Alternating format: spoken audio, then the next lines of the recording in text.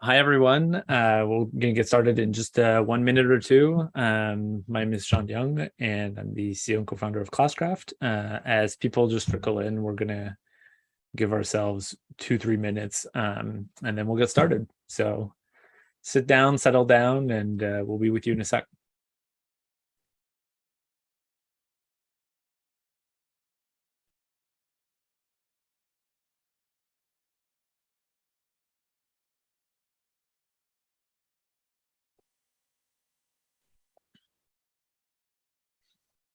All right, let's get started. So, hi everyone. My name is Shawn Young. I am the CEO and co-founder of Classcraft, and welcome to our series of webinar/podcast of chat with the experts. Our goal here is to bring best practices and knowledge of best practices in education to practitioners. The reason we're doing this is because research is super important in education, but it's hard to access, hard to digest. It's either papers, books. So our goal here is to give you straight from the researcher's mouth, their view on education, their view on their work, their research, and so that you can have access to this whether you're folding your laundry or on a commute. So this is chat number 4 of the series. If you want to listen to 1, 2, or 3, you can find that online. And today I'm really excited and happy to introduce to you our guest, whose name is Dr. Lorea Martinez. Welcome. Hi, thank you for having me, Shawn. My pleasure. Really, really thank you for joining us. I'm just going to introduce you to our listeners. So I'm going to read your bio so they know who you are, and then we can get started. So here it is. Dr. Lorea Martinez is the award-winning founder of Heart and Mind, a company dedicated to helping schools and organizations integrate social-emotional learning in their practices, products, and learning communities. She's worked with schools, districts, and organizations to guide SEL implementation efforts, including training teachers and leadership teams, and provided guidance to educational technology and media companies to help them integrate SEL in their products. Her new SEL book for educators, Teaching with the Heart in Mind, is currently available in English and Spanish. An educator who's worked with children and adults internationally, Dr. Martinez is currently a faculty member at Columbia University Teachers College, educating aspiring principals in emotional intelligence. She's conducted extensive research in the SEL field with a focus on SEL implementation, principals, emotional intelligence, teacher preparation, and school climate. She frequently blogs about how to incorporate SEL in teaching practices, leadership, and parenting. She received her Doctor of Philosophy, magna cum laude, in Quality and Innovation in Education from Universitat Autónoma de Barcelona. In 2014, she was awarded the American Education Research Association Graduate Student Award for Excellence in SEL Research from the SEL Special Interest Group. Dr. Martinez started her career as a special education teacher and administrator. A native of Costa Brava in Spain, she currently lives in San Francisco Bay in the Bay Area with her husband, 2 daughters, and 1 silly dog. You can find out about her more at loreamartinez.com. So there it is. That's the full picture. Before we jump in, I have a little icebreaker question. Our belief at Classcraft is relationships are everything. And that starts with getting to know what people are passionate about. So what's your hobby?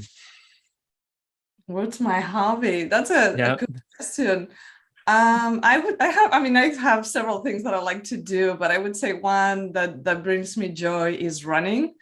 And I'm really bummed because I was sick with COVID for a few weeks ago, and I haven't been able to go back to running because my energy was not where it needed to be, and I needed to rest. But running brings me joy. There's something about being able to put your shoes on and go outside and go for a run that it's so liberating to me. And I'm not like a long distance runner, but I like the solo experience. Normally I run by myself, and just like being in touch with your body and going out and getting sun on my skin and just challenging my body. That's something that brings me joy, and definitely it's good for my mental health. So that Totally. it's two things in one. I can, that's exactly my sport, running, and I run solo and I run 5Ks. So Yes. I can really relate. There's something just about clearing your mind and doing it on a regular basis, right? Like just Yes. ongoing. And that's really helps me keep balance as well. It's so important. Um, so how did you get started in education? How did you end up in this field? Yeah, so I've been in the field of education since I graduated from college, so a long time now. And my passion started actually when I was in high school. As you mentioned in my bio, I grew up in Spain. So when I was in high school, I volunteered for a local NGO in my hometown, Palafrugell, that help immigrants from the north of Africa to kind of like get them integrated and learning the basic Spanish so they could communicate. So at age 15 or 16, I was volunteering with this group of Moroccan women, and I was teaching Spanish, even if at the time I knew nothing about teaching. And that experience really changed me. I thought there was such a great opportunity to contribute in the world and to do something that was not just for myself, but for others. And really from there, when I had to choose like where to go with my career, I said, I want to study education and I want to be able to help others to find themselves and really fulfill their greatest potential. That's amazing. It's interesting because, I've interviewed a lot of people. Everybody's come to education in different, with different paths. But the through line is really about, having an impact, being able to help people. And I think that, what's interesting about your work, beyond SEL. Wait. I was gonna segue here so that we could talk about your book. But before we do that, how would you define SEL? It's being bandied about a lot. It's a popular term. It's also has become a bit of an umbrella term, like lots of people putting a lot of stuff under that moniker. How would you define it as somebody who's been working, on that topic for such a long time? Yeah, so I'll give you like the short answer and then the long answer. Great. Like my working definition is that SEL is the way we are with each other. At the core, social emotional learning is how we are in community with other people, how we show up in the world. But more from like a technical perspective, SEL is a process to learn, practice, to teach these important social emotional skills. And in my work, I see SEL as this very powerful vehicle to support three things. One is academic excellence. So we know that there is a connection between the importance of emotions and how we learn. So when we are teaching these social emotional skills, we are supporting students to be able to access academic learning and to really have the skills and the strategies in order to be in the classroom and be excellent learners. There's an aspect of well-being that I think has become so much more important during the pandemic, realizing that when we are developing these important skills, we are also developing those tools in order to nurture our own well-being and that of our communities. And then the third aspect that sometimes you don't hear as much in the SEL field, to me, SEL is also a vehicle for committed citizenship. And that's the place where I would like schools to really engage students to see themselves as change makers, where students can discover who they are as humans and looking at the multiple identities that students bring to the classroom, and then use all of those strengths in order to contribute to their communities. So I think that for me, like having an SEL approach that takes into consideration those three components is when, like, that's my ideal world. That's super interesting as a way to frame it. Like, let me recap back what I'm hearing. There's basically, three levels going from inward to outward, right? There's managing yourself, managing your emotions, managing how you organize your work, how you function as a person. Then there's relating and interacting with others. And then there's, becoming a citizen. So interacting, relating with society. Is that right? Yes, absolutely. Absolutely. And the thing is that we can do through this process of teaching and learning SEL, we can connect those three levels, right? It's right. SEL, it's kind of like SEL for you, SEL for relationships, and SEL for the world. And the process is the same, is where are we paying attention, right? And what are the things that we are bringing to the forefront in our classrooms, and how we are engaging students with this work. Super interesting. I mean, and there's such a question there that for me is interesting, because there's like age appropriateness tied to that, right? But I think often when we think of younger kids, we're thinking about, themselves, and then as they grow older, we want them to become more and more connected to society. But I do think that there's what I'm hearing from you is there's a challenge out there for all educators to be thinking about, regardless of age group, how they can help kids, even young kids, reflect on their place in the world, right? Absolutely. And if you ask like even preschoolers, right, or a kindergartner, like, oh, how can we do this better? What would you like your school to do or to offer? They always have so many ideas about how things can be better. And I think that's the switch, that's the paradigm change that I see. Sometimes, I've been in the SEL field for almost 10 years now, and one of the things that we are still trying to overcome is this idea that SEL is this like very kind of like individual thing that we do here on this side, but really is looking at the whole school and what are the experiences, those learning experiences we're offering to the kids. And there is always that foundation of how we bring these skills to life in everything that we do. So that change is like, let's make it student driven, and let's really ask the kids, how can we make things better? Yeah. And it's interesting because like that paradigm shift isn't that easy to make, right? It's a cultural change. And I guess that kind of brings me now back to your book, which is, teaching with the heart in mind. What's it about? Like, what's that book about, and how does it relate to this conversation? Yeah, so I think that teaching with the heart in mind is a complete guide. So if you are a teacher and let's say you are by yourself at your school, nobody else is talking about SEL, you can take the book, read it, and you have so many things, so many strategies and activities that you can bring to your classroom. And one of my goals, having been a teacher, was to do that, to provide a tool that was from beginning to end, that it would address some of the misconceptions that I have been seeing in the field about what SEL is actually all about. And also to provide a tool where teachers could like kind of take and run with it.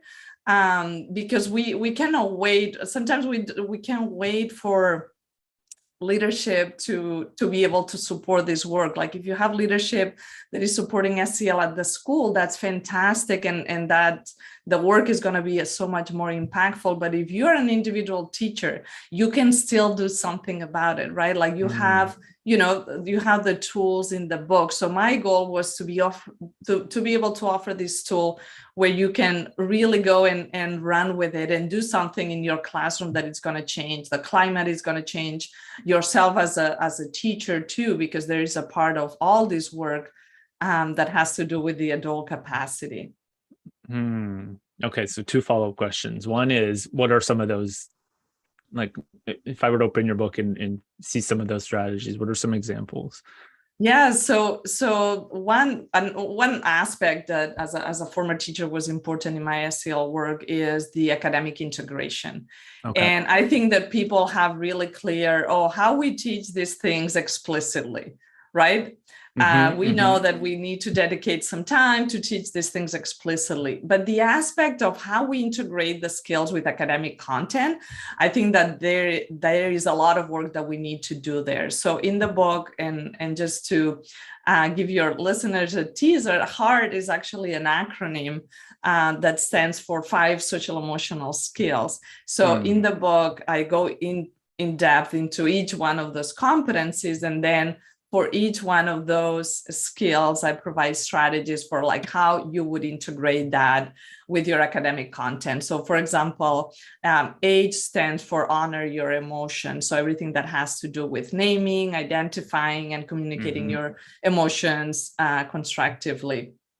And in terms of the academic integration, for example, in literacy and in your English language arts class, there are so many opportunities to connect that content to emotional literacy. You can read a book and talk about how is this character noticing or not noticing their emotions, how are the emotions impacting their ability to make decisions, how are, you know, different characters relating to each other, and are they connecting at that emotional level. So it just from a English perspective, the connections with SEL are many that you can, maybe your goal, you are trying to develop like a reading comprehension strategy, but you can always bring in that SEL lens. And for example, in the subject of math, that's another area that I love to give as an example, because our students in our classrooms to this day, we have so many students that either love or hate, have this love-hate relationship with math, right? And still for us adults, many of us still have that mindset of like, oh, I'm not a math person, or yes, I am a math person. And that has to do with how we were taught math and the fact that we didn't discuss what is the emotional connection that we have to that subject. So if you are one of those... Which is shame, right? A lot of people are ashamed about how how quote unquote bad they are at math. Absolutely. Or like the fact that you get panic if you see a multiple step word problem and you're like, you just freeze, right? That is an emotional response to a situation. And we don't talk about that enough in the math classroom. And I believe that if we model like, okay, this is hard for me, if we go through that process of like naming the emotions and talking about the different emotional experience that you might have with different subjects, then we can overcome and really process those emotions. So the students can really focus on the content itself and on the mathematical skills, the fluency, whatever they need. But that emotional piece is a roadblock for many students. And I feel like teachers sometimes continue to work on the mathematical skills, but they don't address the roadblock. So then students don't make the progress that they should. I believe that so much. I mean, I taught remedial math for years to seniors, and, you know, these were smart kids, but they just had this very deep rooted belief that they sucked at math. And you know, they had feelings of shame, they had anxiety, they had, you know, and all of that led to, you know, them just shutting down, complete demotivation. And, you know, and then of course they weren't progressing further. So I come up with a lot of strategies in those classes to kind of navigate that. And I think it's super important because there's that mentality of you're either good or bad at math, good or bad at reading is so deeply baked into, you know, even adults today. Right. You know, so and I love a lot of what you're saying just about how the goal is as well to bring these skills to the forefront in genuine context. Like a lot of the work we're doing is it's around, you know, what does, you know, empathy look like in real life? Let's explain that to kids. And then when they do it, you know, give them positive feedback, give them high fives about it. And so I think connecting that, like a lot of schools are like doing SEL, but it's very much in a little silo. Here's, you know, we're doing half an hour a week. At the beginning of the week, we're going to talk about our feelings and that's it. When in fact, you know, so much of this is about, you know, day-to-day life and activities and bringing those conversations to the forefront. Absolutely. And making that explicit, I think that one of the recommendations that I have in the book is for teachers to have what sometimes is called like a dual purpose instruction, where you have an academic goal alongside an SEL goal. And those goals are things that are being shared with students, right? The students know, oh, we are going to be working on fractions for the next few weeks. And as we are working on fractions, we are also going to be working on our relationship building, for example, or our problem solving skills. And then because a lot of the learning that the change to the Common Course in the US, a lot of what students are asked to do is work in groups to solve problems. In math, they have to come up with alternative ways to solve problems. And a lot of that requires SEL skills. So if we can make this explicit and visible learning for students to say, you are learning those things in combination, because as you are practicing your fractions, you are also developing your ability to listen to somebody else's idea, to recognize when you are getting frustrated, to exercise patience, right? There are so many components of that working in group in a classroom that have that SEL foundation, that when we are telling students, oh, this is what we are learning, and this is how these SEL skills are supporting your learning in academic subjects, I think that it normalizes the fact that we are doing both things in combination, that we have to integrate, and that really what we are doing is supporting their learning, right? In general, like those things work hand in hand. And so one of the questions that, was a follow-up from what you said earlier, and that's dawning on me as we're talking about this, is that, so much of the capacity to do this lies in, teachers' mindsets and their own, capacity for discussing, like, one of the questions that often comes to my mind is, well, how can I ask teachers to help students talk about this stuff if they can't talk about their own emotions? So how do you build capacity for teachers to do that?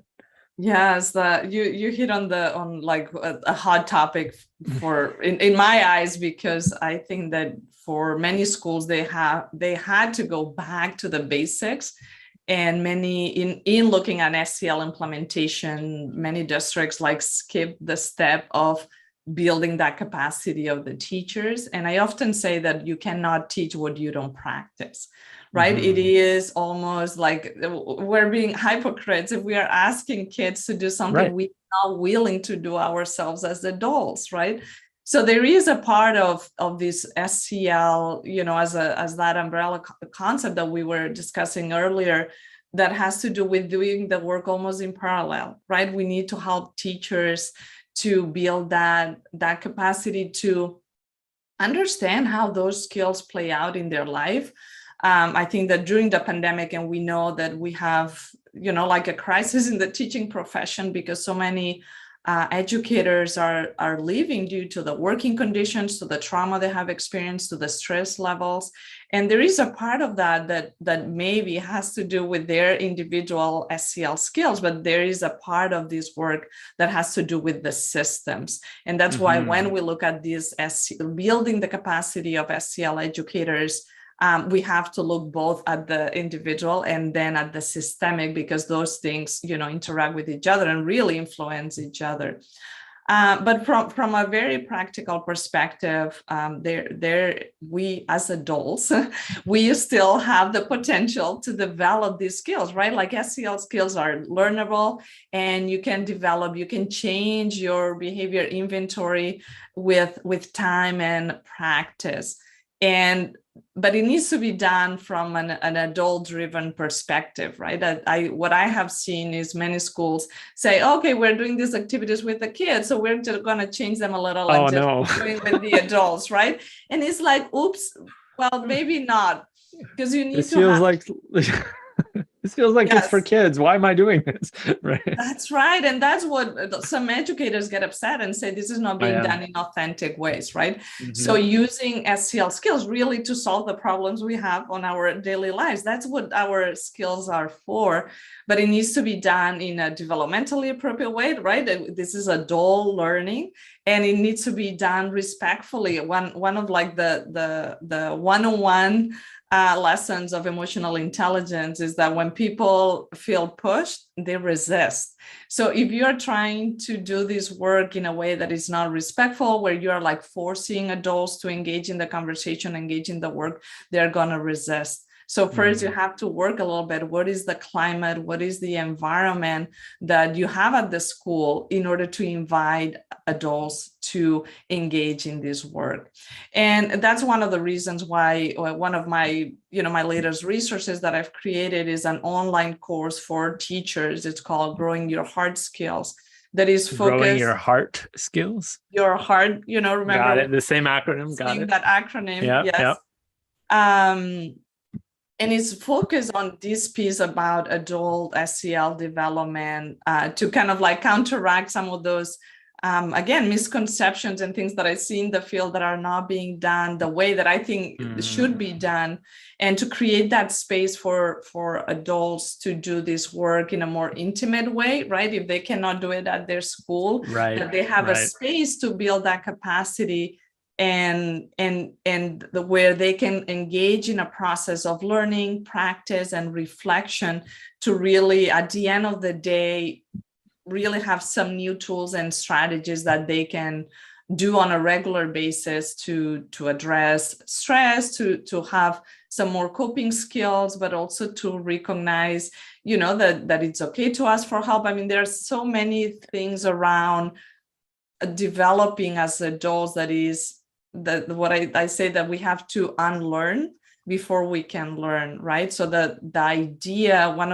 of just to tease the audience a little bit, I talk about in the course about this idea that emotions are not positive or negative. Even emotions that are uncomfortable, like anger or frustration or stress, in the SEL field, we don't see them as negative, but we say emotions are data. Right. And we have to learn how to process them and how to use them in order to help us to make better decisions. And that piece itself is huge in terms of unlearning, the relationship we have with our own emotions. And a lot of that work comes from the way we were raised, our family backgrounds, the kind of school we went to.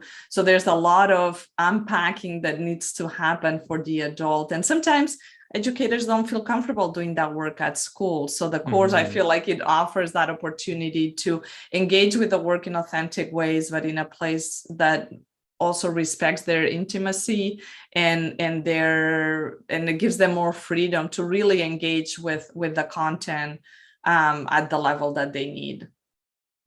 So it sounds to me like anybody needs that course, right? I like need that course. Yeah, that's right. I'll sign up. And you look at the way, the social debate right now, social media and the political sphere is just so lacking in, emotional awareness and regard for other people's emotions as well.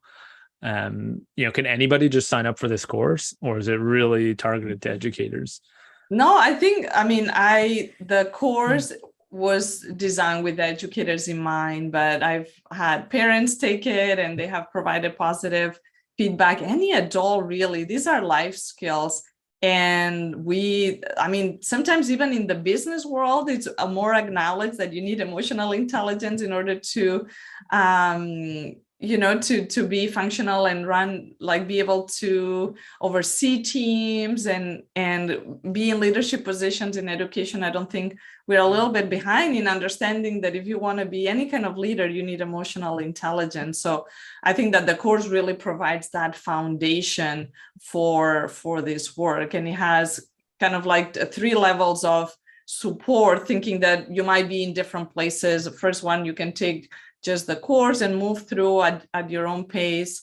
There's a second level where you can do the course and be part of a community, which is something that many of us benefit from, just knowing that there are other people working on the same skills, and it's an opportunity for people to ask questions and get feedback and additional tools. And then there's a third level of support where you can do the course and have that community, but also have group coaching calls with me. And that is also has been really well received because, some educators and adults want to have that more kind of be in a small setting where you can really ask questions, or if there's a particular aspect that you are struggling with, that you can have that additional support.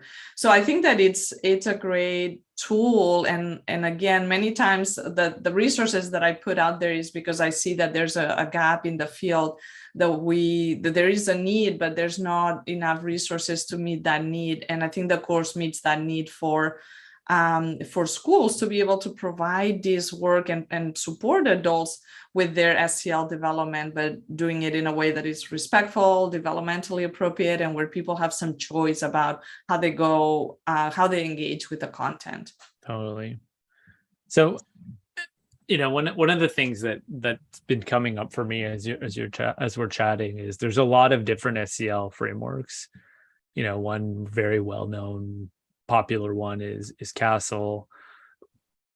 Why HEART? Why those? And first of all, so we know what H stands for, honor your emotions. What are the 4 other ones? Yes. And why did you feel the need to create different rubrics, when there's already so many out there? What's behind that?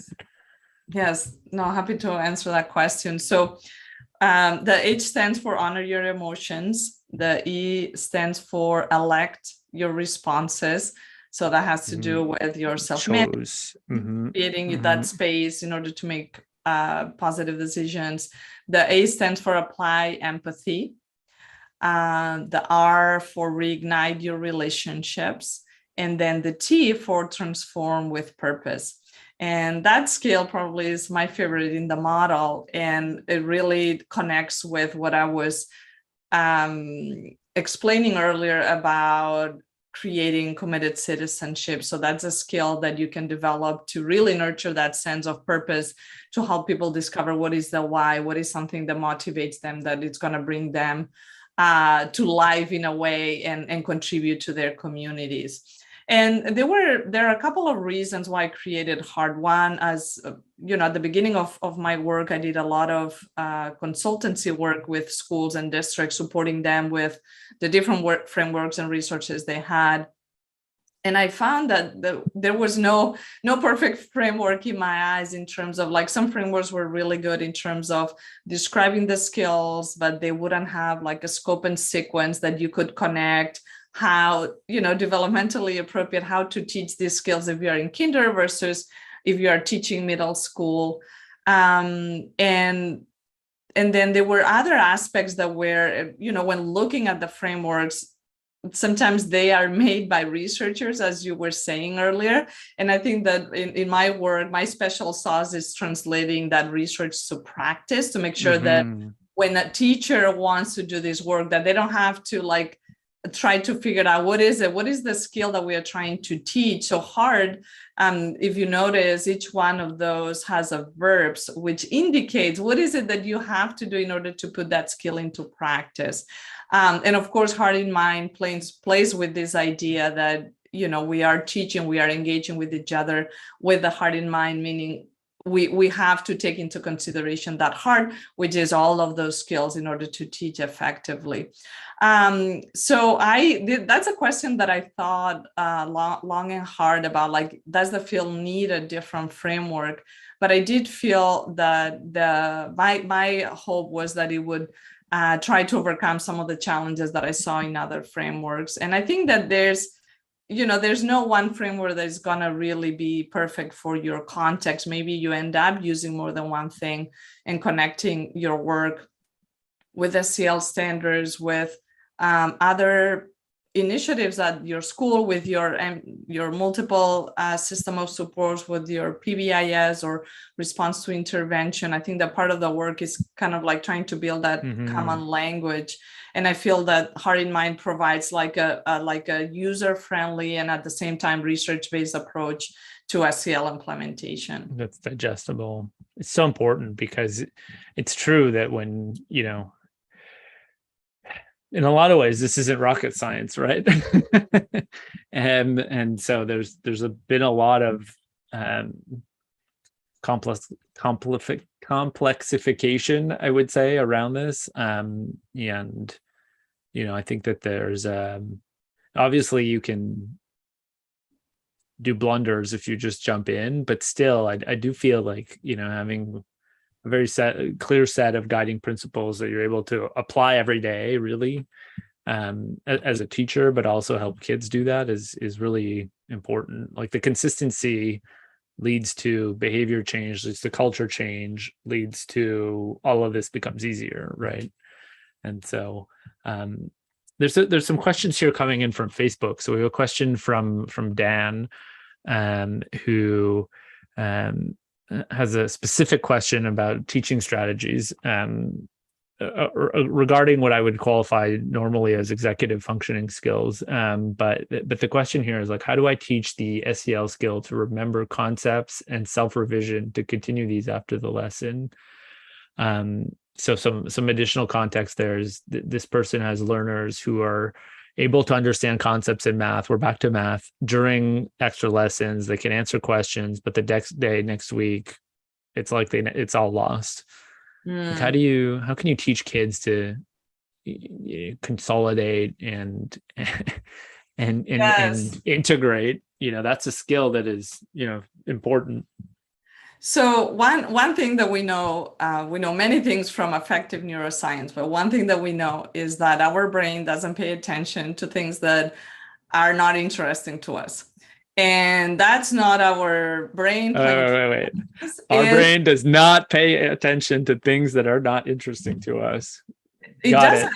And that's our way. That's the way our brain saves energy. Because if we had to pay attention to everything to the same extent, we couldn't function, right? Course. So our brain has to select, and our brain says, oh, this is interesting to me. I'm going to be paying attention, right? Like if your audience is like, oh, SEL, that's my thing. They're going to be like glued to the screen or to their, where they're listening to the conversation to really pay attention. But if this is a topic that they're like, this is not so interesting, maybe they're kind of trying to multitask, which we don't know, doesn't work. So in terms of back to the students and the question, one of my recommendations is that you connect the content itself with the student's interest. So, for example, if your students are very into soccer or basketball or a certain sport, that even the way that you write the math problems, for example, going back to those things that are interesting to the students, because we need to make the content relevant to students' lives in order for those brains to pay attention to the content. So that is something that has less to do with the content itself, but how you are presenting the information and how are you connecting what students have to learn from a mathematical perspective to either solve a problem that is based on a topic that is interesting to them, or that you are engaging them into constructing, building, doing something based on their interest. So those two things are connected. And I think that if students are more invested in the content because they are interested in that topic, they may be more open, more willing to like go through that revision process and maybe not forget what you taught them the week prior. That really resonates for me. My mission as an educator, I was an educator for 10 years, was really to make school as meaningful as possible. And I was teaching physics and math, and from a physics standpoint, really easy to make things memorable. You've got, we're building cannons and we're building hot air balloons, and we had, all kinds of, hands-on project-based learning that, connected back to experiences that students cared about. But one of our, the way ClassGraph was born and the way that we kind of think about that is, I think that we're also, there's like a yes and here for me, where we're also more likely to be interested, attached, willing to invest if we're if the classroom is a community for us, if it's a place that's meaningful for us, where we want to be, where we feel like we have a relationship with the teacher, and with our peers. Like when I on my quest to create meaning for students, like content was the first place I looked. But then, after a few years of teaching, really realized just how important the social aspect was in terms of grounding, their desire to be there, and thus their desire to learn, and thus their desire to do all of this stuff. So I think there's a really important piece that goes all the way back to what we've been talking about here around SEL, right? If your classroom is a place where kids can be themselves, where they can express their feelings, where you're genuinely care about them, where that, you're creating conditions where their peers care about them. These are all things that are going to drive, their capacity and their willingness to engage with the content as well. Absolutely, because learning is social and emotional in That's addition to academic, right? So what you're touching on is the fact that we don't learn by ourselves, just, like this idea of like the old classroom where like all the kids are sitting at their desks and everything is quiet and the teacher is listening. That's obsolete. We know so much more about how the brain learns today that we have to bring into our classrooms, because now we have all of those recommendations from years of research on how the brain learns and develops, that we know that social component is so important. And those relationships, and you were talking relationships with students among themselves, but I also want to bring up the importance of the relationship that the teacher has with the students, because we know that those relationships truly are like the essential ingredient for learning and for healthy learning and development, and that that adult student relationship has a huge impact on the development of the student even at a biological level. So you can change the genetic makeup of some of our students, especially those who come to our schools with having experienced adversity or trauma. That relationship is going to become a protective factor for those kids. So one of the things, since we are like beginning of the school year, at least in, Canada and the States, one of the things that I tell teachers is invest on those relationships. This is not something that you do just the first 6 weeks of school. No, this that's is right. something that you do all year long to develop that relationship with kids. And even if you are a middle high school teacher and you are like, oh, I have 100 plus students that I see every day, it's still like your body language, your facial expressions, the way you communicate with students, those have an impact on how students sit in your classroom and experience your classroom. So investing in those relationships doesn't take away from the content. We have this misconception that anytime invested in SEL is taking away from academic learning, when we know from research that, in fact, when we are investing our time in developing those connections, those relationships, the academic learning improves. So if you're a teacher trying to think about like one or the other, just, go for it, do both, because you're planting seeds for better learning in the long term.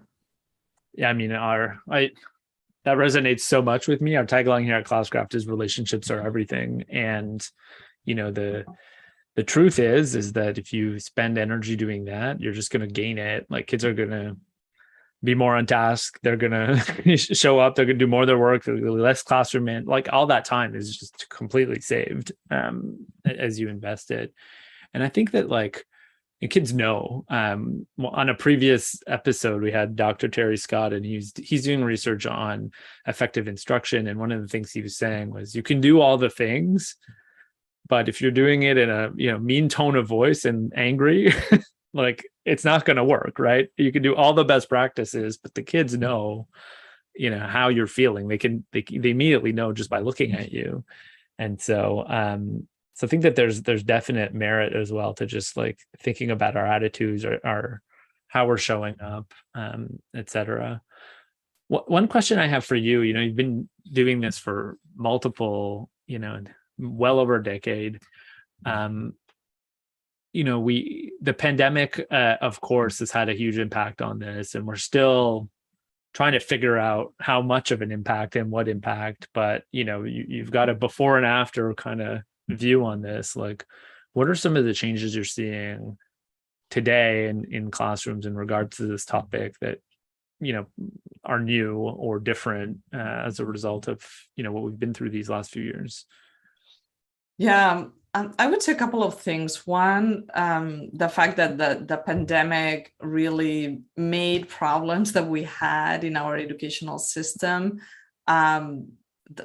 they were brought to the surface, right? So this idea that like, oh, now we have all these new problems. Well, wait a minute, right? Like those problems were there before, but when you have distance learning, when you have a global crisis, those problems really become like unsustainable. And I think the aspect around supporting our students' mental health and also the mental health of our learning communities, our teachers, that's something that has been greatly impacted.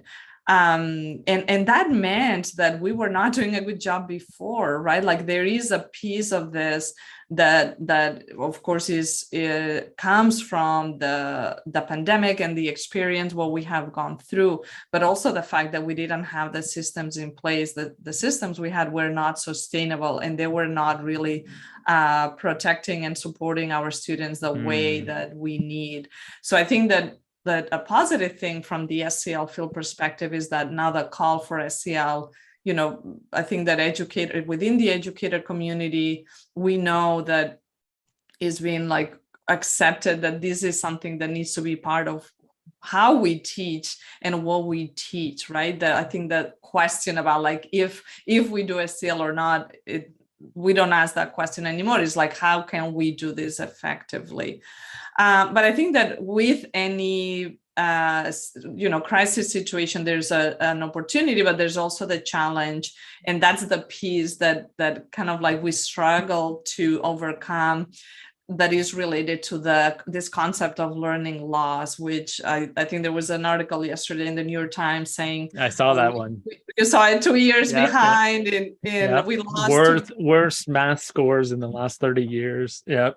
Yes. So in the effort to be able to support our students to catch up with that learning, we cannot forget, right, that again, learning is social and emotional in addition to academic. So when we are put in that situation, I think that we forget those best practices and we go back to our old paradigms to say, oh, we need to just focus on academics. Yeah, like the pressure's on. Yeah. Pressure's on, kids are behind, we need to focus on academics. And my argument is you can't do academics without the other work. That's right. Stress, brains don't learn. Period, right? So I think that there is so much of unpacking to say what are those misconceptions, and then to do the work that we know we need to do, but do it in a way that is sustainable, that takes into consideration those experiences that our kids went through, and also the fact that we have a shortage of staff in most of our schools, right? There are certain districts and schools that they don't have classroom teachers yet, right? They haven't been able to fill those open positions. So I think the first part, acknowledging the difficulty of the moment, and then really moving forward, I would say, like, not trying to go fast, but try to do things well. And we know that if we are supporting our students' social emotional needs, the academic learning will come, but it won't happen the other way around. So just making sure that we are doing both simultaneously. Something you just mentioned about, teacher shortages, et cetera, brings me back to, when I was reading your bio, one of the themes that came up was emotional intelligence for principals. And so, in this context where there's teacher shortages, we're struggling on so many different elements, like what would be your piece of advice for anybody who's stepping up into a leadership role in education today? Yes. So I would say that the work, as we have mentioned, starts inward, right? I think the modeling that the principal does is so important for setting up the climate of what is experienced by others at the school. So emotions are contagious. So if you have a leader who's always stressed, always overwhelmed, those emotions are going to be felt by the staff as well. So I think there is a big part of leadership which is trying to, stay calm and be open and have, what I call emotional agility, which is like being able to move through your emotions quickly so you can be ready to make decisions. Because as a principal, there are so many fires that you have to put up. but also to acknowledge when there are situations that maybe you don't have the answer to. I know that in my work at Teachers College, we talk about like accepting and that vulnerability is going to be part of your leadership to acknowledge when is the time when you don't have the answers and maybe you need people to support you in your decision making, or you need more time in order to make a decision, right? Because the principals at the end of the day, they are human too. And the way that we lead needs to be with emotional intelligence, with that emotional fluency, but also with the capacity of connecting with others and making sure that you are using your empathy to listen to what teachers need, what parents need, what's happening with students, and create that container where at least people know we are part of this community trying to do this work and support the kids. That's great advice. It brings me back to, you said when people get pushed on, they resist. So there's a lot of that, right? Leading by example, leading by influence, working on yourself. Lorea, it's been super interesting. Thank you so much for your time here today, for sharing the work that you're doing. For everybody listening, if you want to find out more about our work, classcraft.com, about Dr. Martinez's work, it's loreamartinez.com. You can also look up Teaching with the Heart in Mind and get a lot more of this information. For everybody listening, have a great back to school. Lorea, thank you again for coming here, and good luck with your back to school as well. Thank you. Thank you for having me. My pleasure, really.